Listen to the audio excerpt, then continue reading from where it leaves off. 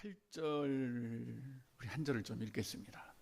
로마서 4장 8절 한 절의 말씀 우리 함께 합독하겠습니다. 주께서 그 죄를 인정하지 아니하실 사람은 복이 있도다 함과 같으니라. 아멘. 이 8절의 말씀은 정말 중요합니다. 이 8절의 말씀은 시편에 기록된 말씀인데 지금 로마서에서 인용을 하고 있어요. 바울이 지금 시편의 말씀을 이 로마서 복음을 증거하는 일에 인용을 하고 있다면 분명히 구약도 복음이라는 거죠. 그래서 구약 따로 신약 따로가 아니라 구약도 복음이요 신약도 복음입니다. 우리가 세밀하게 좀 구분을 해보려고 하면 이 구약은 이런 복음이 이제 우리에게 올 것이라는 측면이고 신약의 이 복음은 이미 우리에게 이루어진 그리고 우리가 누리고 있는 그런 복음에 대해서 이제 말씀을 기록하고 있습니다. 그래서 주께서 그 죄를 인정하지 아니하실 사람은 복이 있도다. 이렇게 시편에서 기록을 하고 있습니다. 이 주께서 그렇죠. 주께서 그 죄를 인정하지 아니하실 사람. 이 주님이 이 일들을 이제 이루시겠죠. 그래서 장차 주와 그리스도가 되셔서 우리의 그 죄를 인정하지 않는 이 일들이 일어나기를 이 시편의 기자들은 계속해서 바라보고 또 그것을 즐거워하고 지금은 우리가 이렇지만 지금은 우리가 이 죄로 인해서 엄청난 그런 그 고난과 또 여러 가지 그런 죄의 어떤 그 권세 아래 있지만 장차 주께서 임하시는 그날에는 죄를 인정하지 않을 것이다. 그들은 그래서 참 복이 있다. 이렇게 이제 말씀하고 있습니다. 사도 바울이 굳이 이 시편의 말씀, 구약의 말씀을 이렇게 인용하면서까지 지금 뭔가를 막 애써서 우리에게 설명을 하려고 하는 게 있습니다. 그건 너무 중요하기 때문에 계속해서 지금 바울은 우리에게 설명하고 또 이렇게 설명하고 이렇게 설명하고 또 저렇게 설명하고 여러 각도에서 지금 설명하고 싶은 게 있어요. 바울이 그렇다면 바울이 이렇게 너무 애써서 우리에게 뭔가를 좀 깨닫게 하고 이해할 수 있도록 하고 그러고 싶어서 지금 계속 이 설명을 하고 있다면 그건 우리가 반드시 깨달아야 될 거고 그리고 이 바울이 말하고자 하는 것은 너무 중요한 거고 우리 신앙생활을 지난주 말씀처럼 성공과 실패를 결정할 수 있는 그렇게 중요한 말씀이라는 겁니다. 그러니까 우리가 성경을 볼 때도 진실로 말하노니 할 때는 뭐가 있는 거예요, 거기. 이거 너무 중요하다. 물론 성경 안 중요한 게 있겠습니까만은 특별히 막 강조하는 거 있죠. 예수님도 또 이르시되 또 비유로 말씀하시되 이런 부분이 나오잖아요. 복음서 보면 그만큼 그 부분이 핵심적이라는 거죠. 반드시 우리가 이해하고 깨닫고 알고 넘어가야 될 그런 내용이요 진리이기 때문에 그렇게 하시는 거예요. 예수님도. 그래서 또 다른 비유로 이르시되 또 다른 비유로 말씀하시되 하나의 진리를 계속 비유를 바꿔가면서 예수께서 설명하시고 이해를 시키려고 하고 하는 것을 우리가 주의 깊게 살펴봐야 되는 겁니다. 바울도 지금 그렇게 하고 있어요. 바울도 지금 시편의 말씀을 인용하고 아브라함을 또 요즘 말로 하면 아브라함을 소환해내고 그러면서 우리에게 뭔가를 자꾸 좀 이해시키고 깨닫게 하려고 하는 것이 무언가 하면 바로 8절의 말씀이죠. 주께서 그 죄를 인정하지 아니할 사람은 복이 있도다. 이 한 절의 말씀 이게 사실 복이잖아요. 복음이잖아요. 이게. 이 8절의 말씀을 우리가 제대로 깨닫지 못한다면 우리 신앙생활이 그렇게 뭐라 그럴까요? 좀 깊이 있고 뭔가 그 영적 정서가 있는 신앙생활을 하기가 힘들어요. 그렇지만 이 8절을 제대로 깨달으면 이게 진짜 우리의 신앙의 그 어떤 생명이 되면 우리 신앙생활은 정말 달라질 수밖에 없는 거지요. 주께서 그 죄를 인정하지 않는다라는, 인정하다, 이게 우리가 그 헬라어 몇 개는 좀 필연적으로 알아야 되는 게 로기조마이죠. 로기조마이. 이게 그 단어예요. 그래서 인정하지 않는다 라고 할 때는 이 굉장한 의미가 있는 겁니다. 본래 이 인정하다, 이 로기조마이의 뜻은 값을 치러주다, 아니면 판단하다, 또 인정하다, 이런 뜻이거든요. 자, 그런데 인정하지 아니할 사람, 이렇게 이제 부정으로 이야기를 하고 있습니다. 그러니까 죄값을 치르지 않아도 되는 사람, 또 다시 말하면 어떤 그 죄의 법의 판단을 받지 않는 사람, 또 이렇게 그 죄인으로 인정받지 아니하는 그 사람, 자, 이들에게 복이 있다, 이렇게 말씀을 이제 하고 계십니다. 그러니까 주님께서 우리가 죄인임에도 불구하고 이 로기조마이는 우리가 아무것도 한 게 없지만 인정해 주는 거죠. 우리를 의인이라고, 또 하나님의 자녀라고, 하나님의 백성이라고 인정해 준. 그러니까 나는 아무것도 한 게 없지만 뭔가 내게 임한 그런 하나님의 일들, 이렇게 보면 됩니다. 그래서 우리가 은혜를 받는다라는 것은 바로 이 로기조마이의 은혜죠. 우리는 아무것도 한 게 없어요. 원인이 없어 우리에게. 그런데 결과는 우리에게 넘치도록 오는 거예요. 이게 로기조마이죠. 더 이상 이제 부정이니까 우리는 더 이상 어떤 죄와의 관계에서는 갚을 것도 없고 계산할 것도 없어요. 우리는 이미 다 끝난 거죠. 본래 로기조마이가 계산해야 된다, 계산한다, 이런 의미인데 여기는 또 아니니까 우리는 더 이상 계산할 게 없고, 또 죄의 값을 더 이상 치르지 않아도 되는 사람들은 이제 복이 있는 거예요. 그리고 더 이상 이제 죄가 너희를 더 이상 판단하지 못할 것이다, 그런 것처럼 더 이상 우리는 이제 죄로 인해서 판단을 받지 않아요. 죄로 판단받지 않는 이제 그런 사람이죠. 그리고 죄인이라고 또 인정받지 않는 우리들, 우리가 아무것도 한 건 없지만 이제 죄인이라고 낙인을 찍는 일이 없다라는 거죠. 그래서 주께서 그렇게 우리를 하신다라는 겁니다. 그런 사람들은 이제 복이 있다, 이렇게 말씀하고 있습니다. 그런데 이제 앞뒤를 우리가 조금 맞춰야 되잖아요. 복이 있다, 이 주께서 인정하지 아니할 사람은 복이 있다, 이렇게 지금 설명을 하고 있는데, 지금 바울이 말하고자 하는 게 여기 지금 다 담겨 있는 겁니다. 우리가 받을 은혜는 바로 이 로기조마이의 은혜죠. 근데 이 은혜를 받은 사람들에게는 복이 있다고 그렇게 말씀을 하고 있습니다. 근데 우리는 이거 어떤 복인지 불분명하잖아요. 우리가 예수 믿으면 막 잘 되고 또 부유해지고 성공하고, 그래서 우리는 늘 거기 가 있잖아요.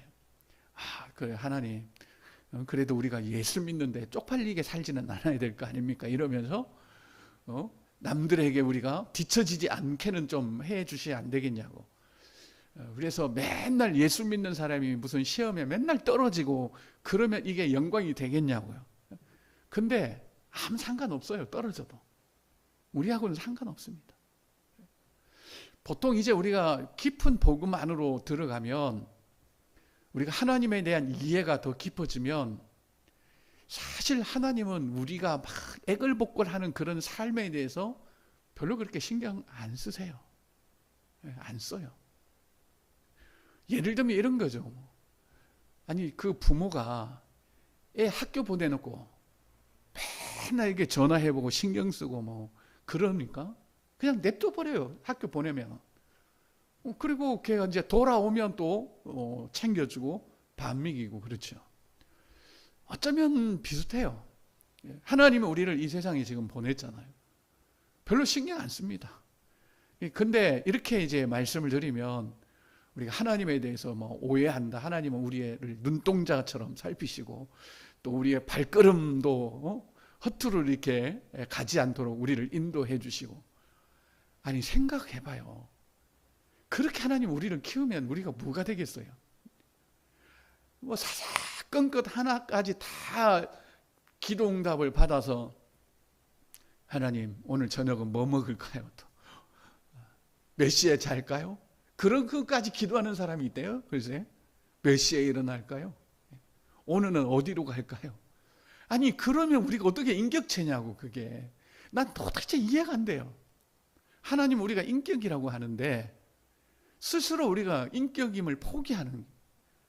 하나님 우리를 인격적으로 대우하십니다. 인격적으로. 그래서 우리가 생각하는 것과 많이 달라요. 그래서 여러분들 막 떼 써보니까 되던가요? 기도해보니까 뭐 바로바로 응답이 오던가요? 아니에요. 하나님이 관심 갖는 건 뭐 이 세상 그런 일들이 아닙니다. 하나님은 어때요? 학교 갔던 애가 돌아오기를 기다리듯 우리가 장차 그분과 함께 영원히 살 그 때를 기다리고 있는 겁니다. 그게 하나님이세요. 우리가 하나님은 영원하다 그러잖아요. 그래서 그분으로부터 나온 거는 다 영원한 거예요. 그런데 그 영원하신 하나님이 아니 잠시 있다가 없어질 그거에 막 관여하시고 뭐 그러시겠어요? 아닙니다. 이건 우리가 그냥 인격적으로 우리에게 있는 진리의 말씀과 또 우리에게 주시는 그런 주님의 그런 내면적인 음성을 듣고 우리가 그냥 판단하는 겁니다. 오늘 뭐 여러분 10시에 자고 싶으면 그냥 10시에 자세요. 그리고 라면 먹고 싶으면 라면 먹고. 근데 라면 먹으면 별로 건강에 안 좋아. 우리 그렇게 판단하잖아요. 그래서 우리는 안 먹는 거잖아요. 하나님 먹지 말라 그래서 안 먹는 게 아니고. 우리는 인격입니다. 그런데 이제 인격은 자신의 어떤 그 판단에 책임은 져야 되죠. 라면 먹어서 그 다음날 1kg 불어나는 거는 본인이 책임져야 돼요. 그래서 우리가 항상 인격적으로 해야 된다는 거죠. 하나님 거래요. 너무 그냥 막 우리 스스로 막 로봇이 되어서 하나님이 오른쪽으로 가 그러면 막 우리는 오른쪽으로 가고 또 왼쪽으로 가 그러면 막 왼쪽으로 가고. 그래서 내가 오른쪽으로 갔는데 거기에 뭐 좋은 일이 있다 그러면 역시 하나님이 인도하셨어 그러고 또 오른쪽으로 갔는데 뭐 좋은 일이 없어 그러면 내가 인도를 잘못 받았나 그러고. 이게 우리 신앙생활이면 도대체 중심이 없어요. 그래서 주께서 그 죄를 인정하지 아니할 사람은 복이 있다 할 때 이 복이라는 게 과연 뭐 어떤 개념이라는 거죠. 우리가 이걸 분명히 알아야 우리가 또 뭐 복 받았다 해도 뭐 배도 안 아프고 그죠. 남들이 와, 난 이런 축복 받았다. 그럼 우리 뭐 배 아플 수도 있잖아요. 여러분은 거룩해서 그렇지 않은데 저는 배 아플 때도 있습니다. 우리가 이 복이 뭔지를 모르면 그 배 아프고 그런 거예요. 시기하고 질투하고. 근데 여기서 말하는 이 복이라는 것을 우리가 좀 정확하게 개념을 잡으면 굳이 그렇게 할 필요는 없어요. 그래서 이 복이라는 것은 이 원어를 찾아보면요, 이 심적인 용어예요. 이 사실 우리에게는 이게 별로 그렇게 사실은 해당되는 그런 용어는 아닙니다. 본래 이 복이라는 게 어떤 걸 말하는가 하면 그 신적 상태 그리고 신과 같은 존재, 그 신적 실존들 그리고 신이 누리고 있는 그 어떤 뭐라 그럴까요? 삶, 그 현상, 상황 이런 거 이걸 말하는 거예요. 사실 이걸 우리가 복이라고 표현하는 겁니다. 그러니까 하나님과 같은 상태 그리고 하나님과 같은 존재, 성품 뭐 이런 거 그리고 하나님이 지금 뭐 누리고 있는 그 존재하고 있는 그런 상황들 이런 걸 복이라 하는 거예요. 사실은. 그래서 고대 이 헬라어를 사용했던 그 역사를 추적을 해보면 바로 그런 관점으로 이게 나타납니다. 자, 그러면 이걸 우리가 복이라는 것을 우리에게 적용해 보면 어떻겠습니까? 우리가 하나님과 같은 상태가 되는 거죠. 그게 복받은 거 아닙니까? 우리가 하나님과 같은 실존이 되어가는 거예요. 이게 복받은 거예요. 그리고 하나님과 같은 삶을 우리가 누리는 겁니다. 그게 복받은 거예요. 그게 복입니다. 그래서 하나님은 어떻죠? 하나님이 막 근심하고 걱정하고 막 불안해하고 그럽니까? 야, 내가 이 아들을 보내는데 십자가에 잘 죽을 수 있을까? 그래서 구원이 잘 이루어질 수 있을까? 혹시라도 잘못되는 건 아닐까? 하나님이 이러시겠냐고. 아니죠. 그분은 샬롬이죠. 샬롬. 그분은 평강 아닙니까? 우리가 겪는 모든 근심, 걱정, 염려, 두려움, 불안 이런 거로부터 완전히 자유하신 분이잖아요. 그래서 우리가 복 받는다라는 것은 바로 그런 거예요. 우리도 걱정, 근심, 염려로부터 떠나는 겁니다.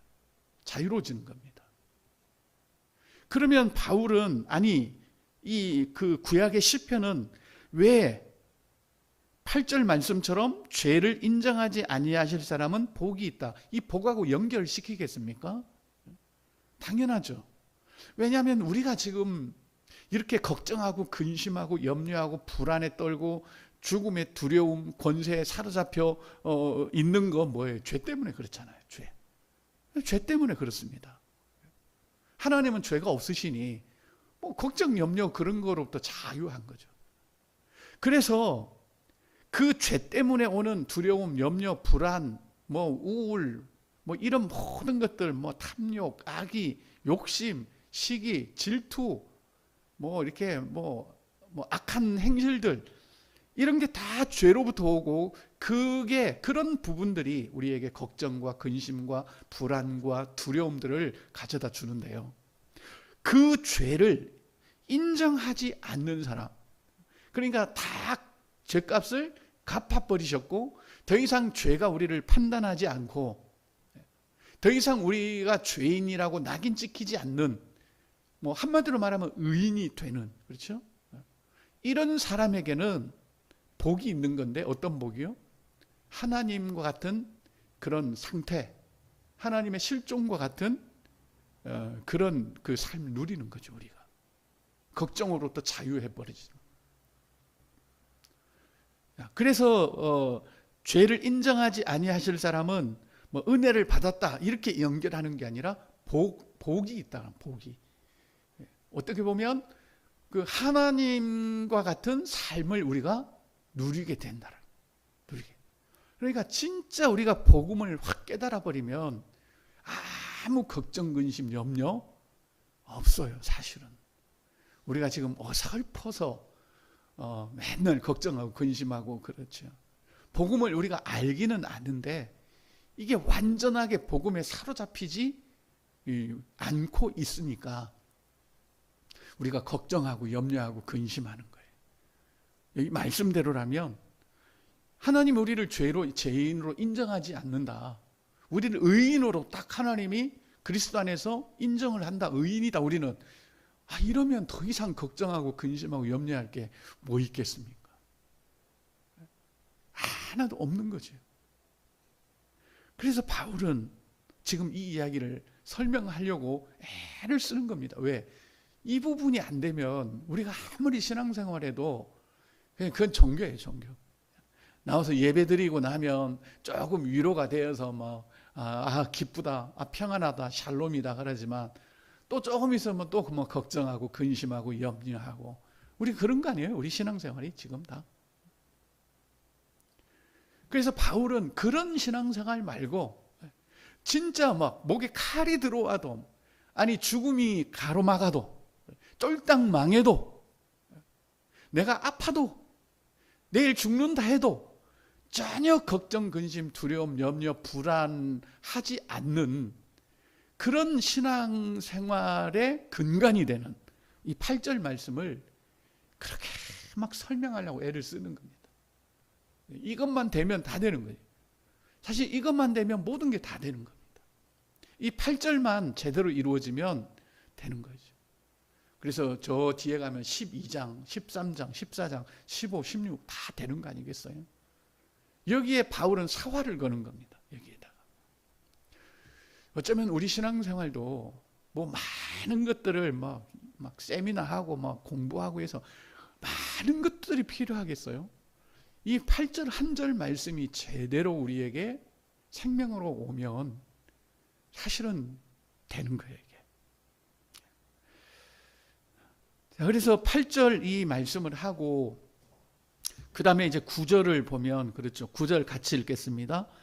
그런즉 이 복이 할례자에게냐 혹은 무할례자에게냐 무릇 우리가 말하기를 아브라함에게는 그 믿음이 의로 여겨졌다 하노라. 아멘. 자, 그러면 이 복이, 그러니까 주께서 죄를 인정하지 아니할 그 사람이 받는 복이 누구에게냐? 누구에게 이런 복이 임하느냐? 할례자냐 무할례자냐? 지금 이걸 따지는 거죠, 이제. 근데 바울의 대답은 할례자도 무할례자도 동일하게 이 복을 이제 받을 수 있다. 이렇게 이제 표현하고 있습니다. 10절 한번 더 읽을까요? 시작. 그런즉 그것이 어떻게 여겨졌느냐? 할례시냐 무할례시냐? 할례시가 아니요 무할례시니라. 아멘.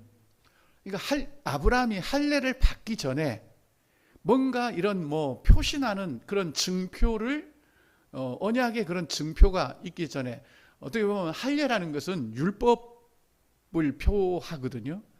왜냐하면 뭔가 자신의 어떤 행위로 인해서 하나님과 이렇게 연결이 되는.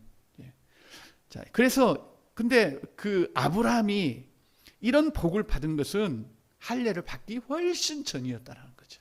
어떤 율법적 행위가 있기 전에 이미 아브라함은 그의 믿음을 통해서 이런 그 로마서 지금 4장 8절의 복을 이미 그는 누리고 있다라고 그렇게 바울은 이야기하고 있습니다. 자, 그리고 11절 또 같이 읽겠습니다. 그가 할례의 표를 받은 것은 무할례시에 믿음으로 된 의를 인친 것이니 이는 무할례자로서 믿는 모든 자의 조상이 되어 그들도 의로 여기심을 얻게 하려 하심이라. 아멘. 그러니까 그가 할례의 표를 받은 것은 자신의 어떤 무할례시에 받았던 이런 사람이라는 것을, 이런 복을 받은 사람이라는 것을 인친 거예요. 도장 찍은 겁니다. 이 할례라고 하는 것은 도장을 찍은 것이지, 아브라함이 뭐 할례를 받았기 때문에 이런 그 로기조마이의 그런 복을 받은 것은 아니다. 이미 할례를 받기 엄청 오래 전에 이런 죄 없다 하는 그런 복을 아브라함은 받았다는 겁니다. 그래서 믿음의 조상이 되었다. 조상이 되었다는 말은 무슨 말이죠? 우리도 동일한 방식으로 그런 하나님의 복을 누리는 자들이 된다라는 것을 보여주고 있습니다. 12절 한번 더 읽겠습니다. 시작. 또한 할례자의 조상이 되었나니 곧 할례 받을 자에게뿐 아니라 우리 조상 아브라함이 무할례시에 가졌던 믿음의 자취를 따르는 자들에게도 그러하니라. 아멘. 제가 12절을 그 쉬운 말로 한번 읽어드릴게요.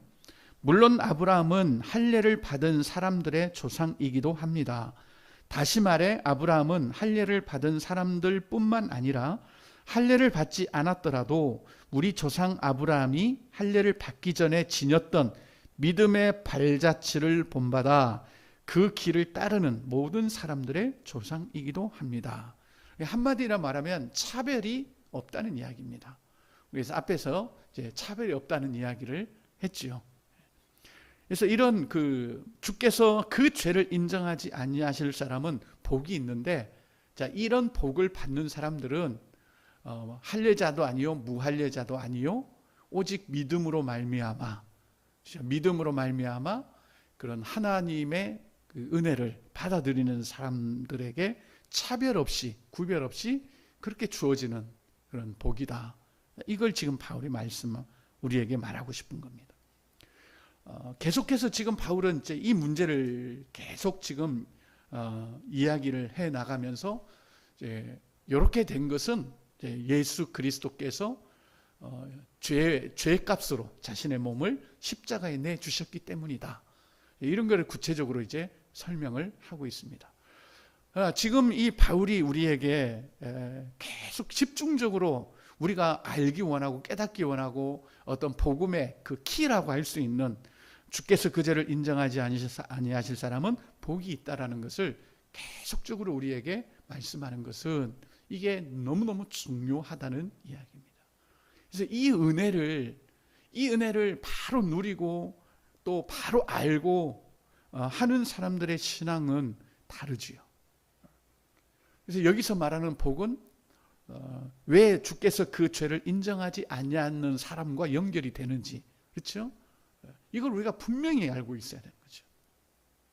그래야 엄한 복 달라고 막 떼쓰거나 왜 나는 하나님이 복을 안 주는 것이야 이러든지, 아니면 다른 사람들이 복 받는 거에 대해서 배가 아프다든지 막 질투가 나거나 그런 일이 없을 거 아니에요, 적어도. 그리고 남들은 뭐 외적이고 또 세속적이고 막 이런 것들을 복이라고 하는데 나는 뭐 그런 거는 모르겠고 어쨌든 나는 내 안에 평안이 있다. 진짜. 다른 사람들이 걱정할 만한 일인데도 나는 이상하게 그게 걱정이 안 된다. 다른 사람들은 막 그게 걱정돼 갖고 막 기도하고 하나님 이거 풀어주세요. 이거 이렇게 해주세요. 이렇게 좀 해주세요. 그러면 내 걱정이 사라지겠습니다. 근데 성경에 어디 하나님이 그렇게 해주면 걱정 사라진다는 말씀이 어디 있어요? 우린 너무 뭐 이게 그 오해가 많아요. 하나님이 오해가 많아요. 그런데 어떤 사람은 그렇죠. 걱정할 일이 있는데도 걱정이 안 되고. 왜냐하면 이 8절의 말씀이 이미 그 안에 이루어져 있고 이게 생명으로 지금 작동을 하고 있기 때문에. 그래서 내가 받은 복이 뭔지를 분명히 알고 있기 때문에 그는 다른 거죠. 신앙이 다른 거예요. 그래서 우리는 성경에 없는 이야기들을 너무 많이 막 신앙의 내용으로 끌고 들어와서 그걸 막 신앙인 것처럼 할 때가 너무 많아요. 성경 보면 그 염려하지 마라 그랬잖아요. 왜 그렇게 말하죠? 염려를 안 하면 되겠네. 그래서 우리가 염려하고 걱정하면 성경에 염려하지 마라 그랬잖아. 하지 마 그거. 그냥 다 맡겨. 사실 이것도 오해죠. 이미 우리가 죄로부터 자유함을 얻었다면, 그리고 하나님의 자녀이고 하나님의 백성이라면 이 하나님의 복을 우리가 누려야 되는 것은 마땅한 거죠. 그래서 염려하지 말라는 거예요. 너희들 죄인 아니다. 죄가 주는 그 걱정, 두려움, 근심, 불안 그런 거 이제는 아니다. 끝났다 그거다. 그렇게 오히려 성경은 이제 우리에게 말씀하고 있는 겁니다. 그래서 하나님 요 문제 풀어주면 내가 좀 근심이 덜 하겠네요. 근데 안 풀어주세요. 잘. 안 풀어주세요. 그 근심된 일과 나와의 어떤 관계를 하나님은 깨닫기를 원하셔요. 내가 어떤 존재이고 하나님이 내게 그런 일들을 어떤 식으로 대면하라고 나를 이 로기조마이로 은혜로 이끄셨는지 그걸 알기를 원하시는 거지. 아니 하나님이 뭐 근심 걱정되는 일 그거 해결해 주면은 뭐 평생 그 걱정 안 합니까? 다음 달에 또 오잖아요. 그렇잖아요. 매달 매주 오잖아요. 걱정 근심되는 일들이. 그럼 그때마다 하나님이 다 해결해 줘요. 그냥 다. 하나님 어제 해결해 주셔서 고맙습니다. 근데 오늘 또 왔어요. 또 해결해 주세요. 그래요? 적어도 우리가 그런 부분들을 사실은 기도하기 전에 우리 정체성을 좀 바로 하자고. 바울이 왜 지금 이렇게 막 목에 핏대를 세워가면서 이 이야기를 계속해서 아브라함까지 끌어오면서 하는지, 이게 되면 죄인들은 걱정할 일이지만 우리는 적어도 안 한다는 거죠. 그걸 우리가 좀 생각을 좀 깊이 해야 될 것 같아요. 그래야 우리 신앙생활이 정말 기독교다움을 이제 우리가 회복할 수 있고 갈 수 있는 거죠. 아니 기독교나 불교나 불교는 그렇잖아요. 불교뿐만 아니라 이런 그 우상들이나 미신들이나 걱정거리 있으면 굿하잖아요. 걔들은 우리가 그들하고 같아요. 우리는 걱정거리 있으면 굿 안 하고 기도합니다. 이게 다른 점입니까? 아니요, 맥락은 똑같은 거예요. 사실 어떻게 보면 맥락은 같다고요. 이게 뭐가 달라야 되죠? 그 일과의 걱정스러운 일과의 관계가 달라져야 되는 거죠. 우리가 관계야. 그 일을 대하는 우리의 어떤 근본적인 그런 관점과 태도와 이런 게 달라져. 하나님이 이 세상의 일들을 보면서 걱정하시겠어요? 저는 안 하신다고 봐. 왜? 하나님이셔요. 우리도 그렇잖아. 우리가 그 신적 그런 어떤 복, 하나님의 실존, 우리가 하나님의 형상을 닮았잖아요. 애초부터. 그래서 걱정 근심 아무것도 없도록 에덴 동산에 아담과 하와를 두셨지 않습니까? 근데 죄가 들어오면서부터 모든 것들이 이제 인간 세상에 들어와서 괴롭게 하고 힘들게 하고 그런 거죠. 근데 그 죄의 문제를 하나님이 해결하셨단 말이에요. 그러면 적어도 이제는 달라져야 돼, 우리가. 그래서 우리 신앙생활에 성공과 실패가 바로 여기에 달려있다. 여기까지 오기 위해서 바울이 로마서 1장 1절부터 계속 지금 집중적으로 설명하고 있다는 것을 우리가 한 번쯤 좀 생각을 해보자고요. 이게 정말 중요하구나. 물론 이게 우리가 이제 지적으로는 알죠. 지식적으로는 알지만 이게 이제 주의 말씀은 생명이니까 이 말씀이 생명이 되어야 걱정 안 해야지. 이런 건 이제 율법적 행위죠. 염려하지 마라 그랬으니까 안 해야지. 이건 율법적 행위고 그냥 염려가 안 되는 거예요. 왜? 그 사건을 보는 걸 다 이해를 하기 때문에 우리가. 이해를 하기 때문에 그게 안 되는 거죠. 모르겠어요. 그 경지에 이르려면 우리가 얼마나 더 앞으로 100년? 신앙생활을 100년? 예배를 한 1000년 더 드려야 될까요? 그렇지만 이 일은 우리의 노력으로 되는 건 아니고 주의 성령께서 하시는 일이기 때문에 우리가 그분 의지하고 그렇게 가보면 아마 이 로마서 4장 8절의 말씀도 우리에게 생명의 말씀이 되지 않을까 그렇게 생각을 합니다. 여러분, 우리 기독교는요, 그리고 인격은요, 생각하는 겁니다. 내가 지금 이걸 걱정해야 될 일인가 아닌가? 이걸 하나님께 내가 걱정을 이걸 좀 풀어달라고 해야 될 일인가 아닌가?